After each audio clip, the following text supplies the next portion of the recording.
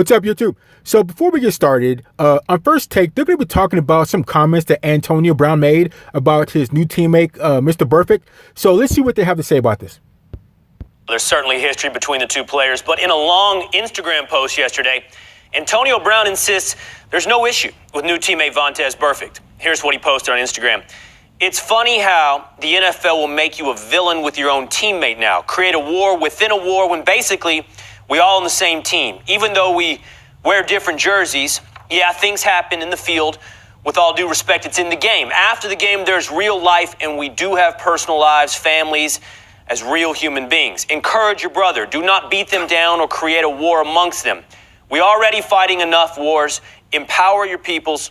Inspire your brother. Encourage someone, not bind them by circumstances. Stay woke. Truth All 2019. Not a game no mo. Sad truth. What, you like that, Damien? You like that? You like me reading the hashtags? Antonio Brown is on one.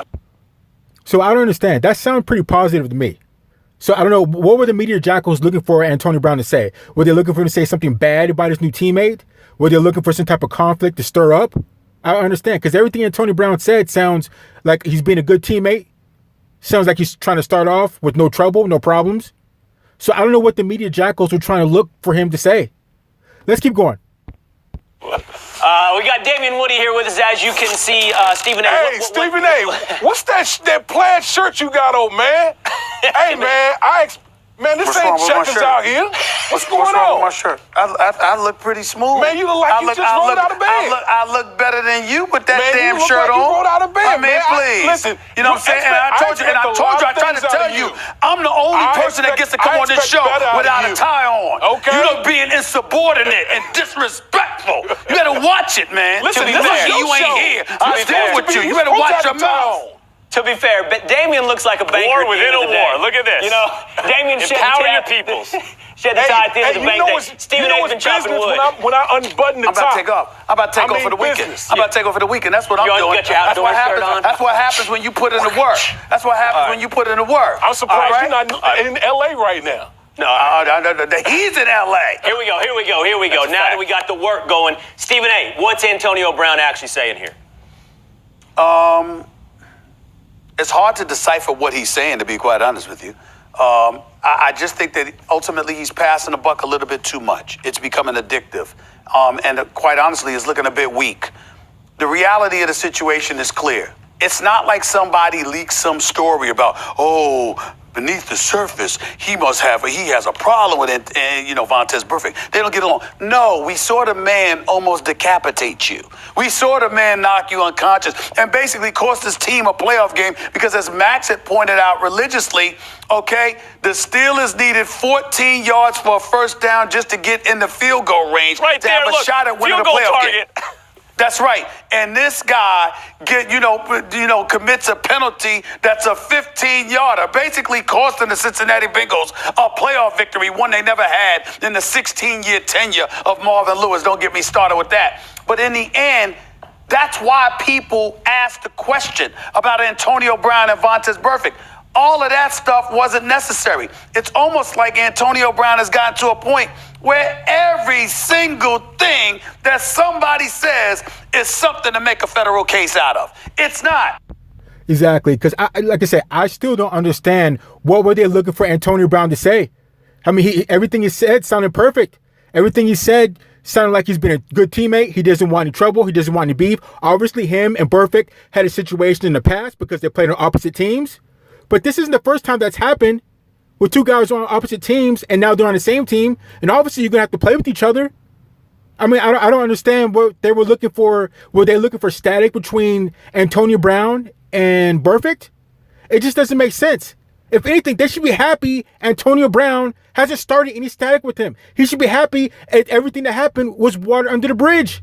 That's how I don't understand this. Because if he would have said something negative, if he would have started some static with Burfict, and people would have been like, oh, God, here comes Antonio Brown again. He's starting his antics again. He hadn't even been with the team a whole year. So let's keep going on. See how do you figure this out? Let's keep going. You got knocked damn near unconscious, damn near decapitated by Vontaze Burfict, okay? That's the last time we saw y'all around each other, okay? That it counted, okay?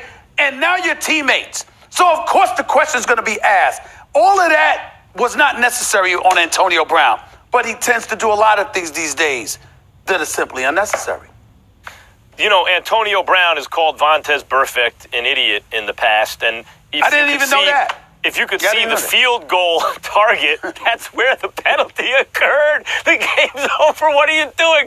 It is an idiotic play. You know what else is idiotic? When your coach is in the background talking about stay off of social media, and I know about it because you put it on Facebook Live. You weren't even listening. Look, once upon a time, the media's job in sports was to make sure everyone idolized the athletes. That's why, Babe Ruth contracts a venereal disease one year, and the story was he ate so many hot dogs, why he got a bellyache and missed half the season like that. Then there was something called the new journalism, right, which came along and said, no, you know what? What's more interesting anyway, and what people should know about, or what these guys are really like. The truth is more interesting and more valuable than fiction. And so a lot of athletes have responded to that because, sure, people for clicks nowadays. People like to see the negative stuff, and athletes feel that, and it's like, wait, I do all this good stuff. Why is the bad stuff what's focused on? And they have a point. Yeah, exactly, Max. Like now, Antonio Brown did something good.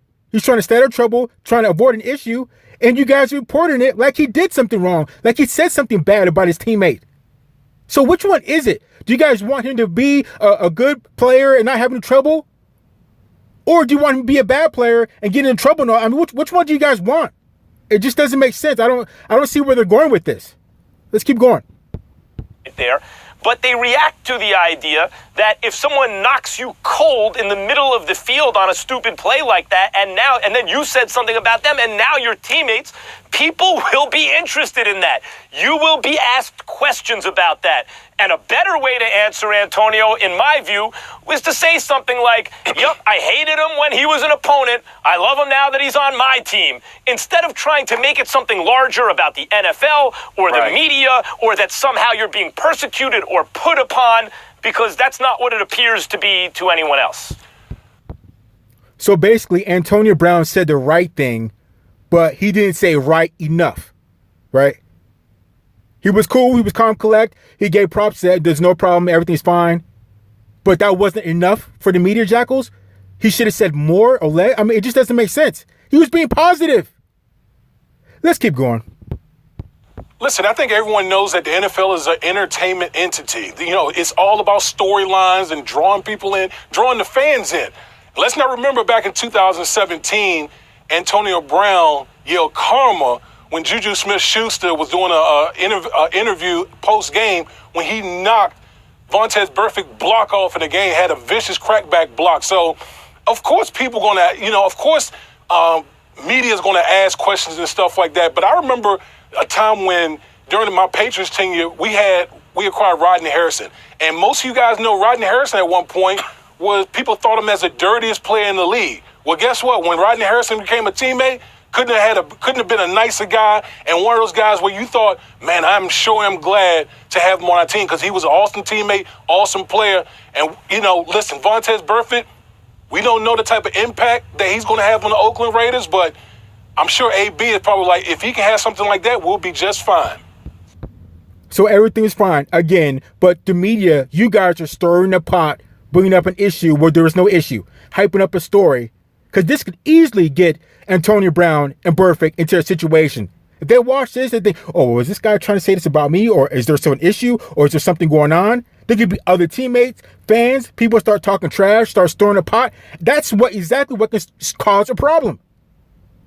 So I don't know. Let's keep going. All right, let's leave it there. But we got more NFL topics, okay? We got, let's do this.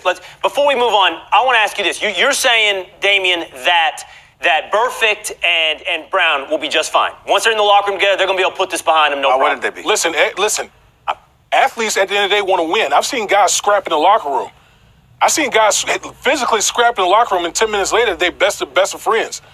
That's what happens in the NFL, man. You have things,